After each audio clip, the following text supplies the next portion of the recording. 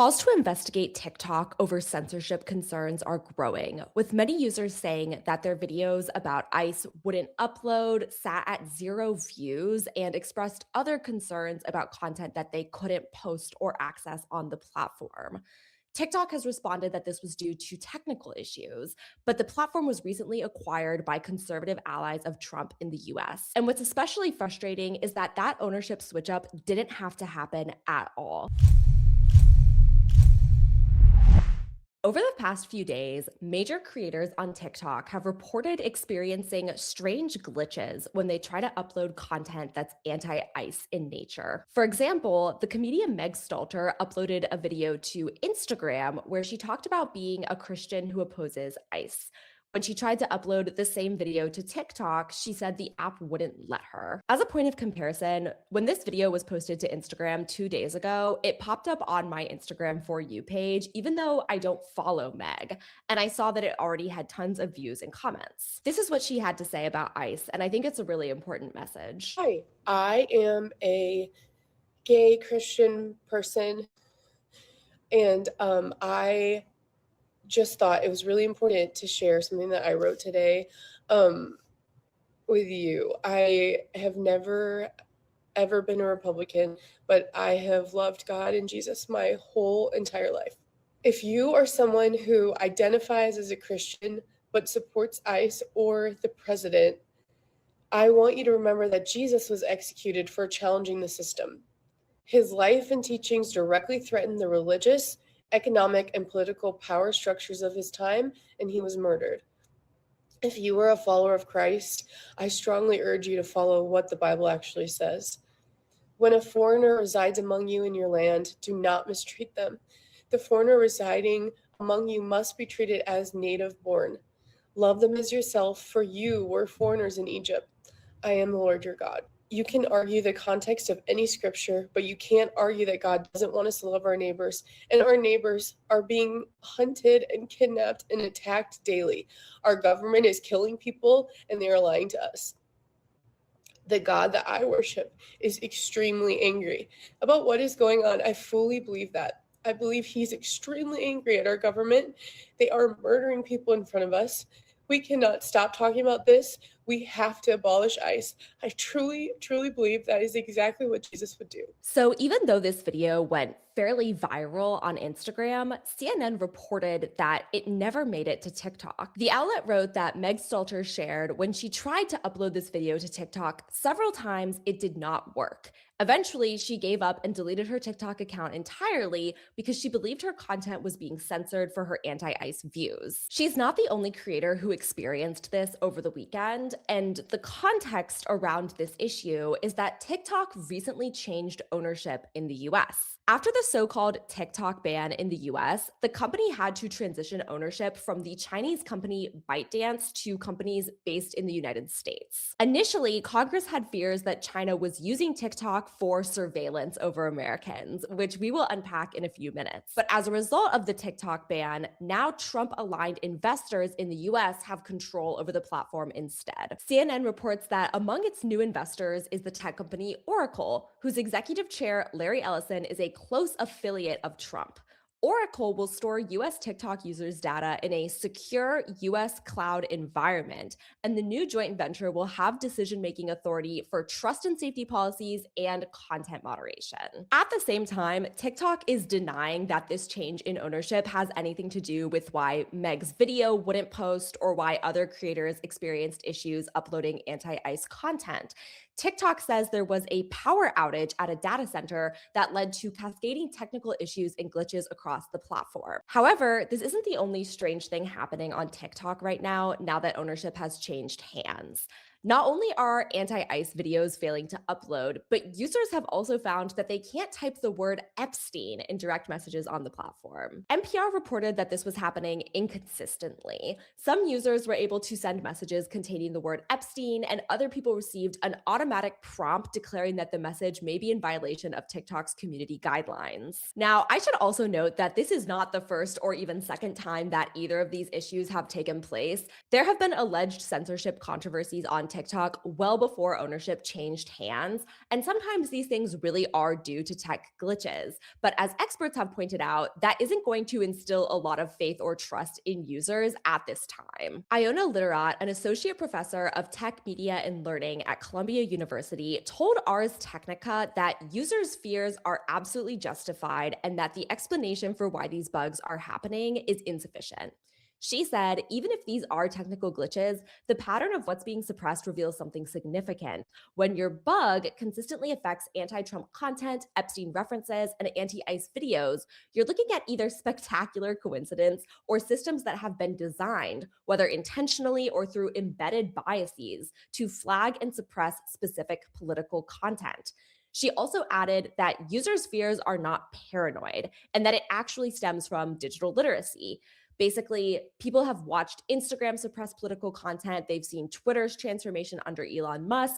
They've experienced shadow banning and algorithmic suppression, including on TikTok prior to this. So that pattern recognition isn't paranoia, but it is a form of digital literacy. She brings up a really good point, which is that even if these issues were connected to this data center power outage, it does say something that this is the content that is specifically being affected. Perhaps TikTok's content moderation sensors are uniquely designed to flag these types of political content, which can result in these forms of censorship, even if it's not fully intentional. TikTok also said that despite these new ownership changes coming into effect, there have yet to be any actual changes to content moderation on the platform. Separately, Forbes reported that some TikTok users have also slammed the app for new terms of service and a new privacy policy, which were released this week. Users were concerned about language around collecting their precise location data depending on their settings, as well as collecting sensitive information about users like their sexual life or sexual orientation,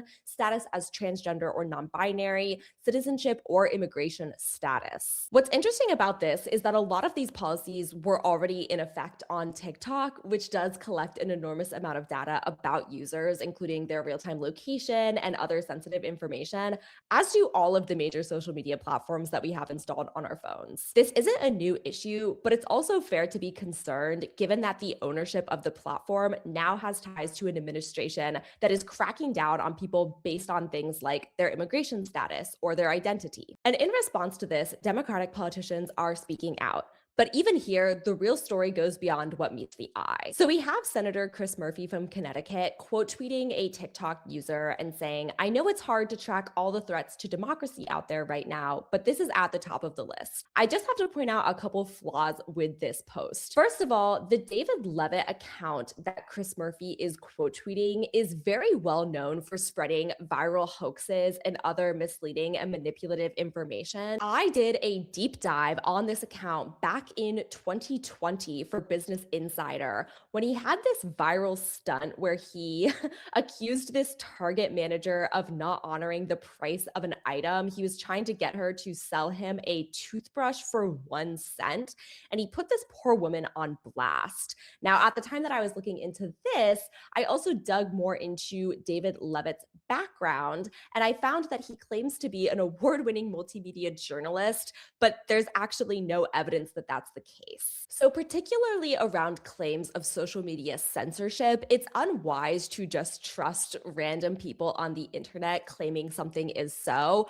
especially if you're an elected official like Chris Murphy. His intentions might be in the right place, but he should not have been quote tweeting an account with this type of history with claims that were not really backed up by any evidence. In addition to that, I have to point out that Chris Murphy was one of the senators who helped pass the original TikTok ban, which is arguably some of the most disastrous legislation that Democrats have thrown their full weight behind in recent years. It gave Trump a massive political opportunity to look like he was saving the app, even though his administration were actually the first people to suggest banning TikTok way back in 2018. So the timeline gets a little tricky, but let's revisit the 2024 campaign cycle when Trump as well as Kamala Harris both joined TikTok and tried to use it to persuade voters in advance of the election. So like I said, back in 2018, Marco Rubio, who is currently Trump's Secretary of State, was one of the first elected officials to call for a ban on TikTok, particularly on government owned devices,